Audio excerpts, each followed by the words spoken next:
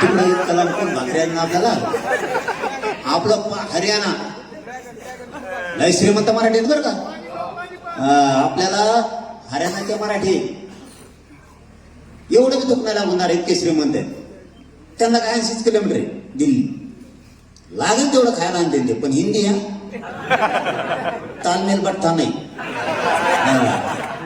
लय खेळ पांगीन ते हो. त्यामुळं पण ते लय जा आले, राजस्थानचे, मध्य प्रदेशचे, उत्तर प्रदेशचे, दिल्लीचे, गुजरात राज्यात तो लई आहे. पण जवळ तिथं हरियाणावाले काही कमी नाही पडणार. पण आपलं सावध बरं आहे.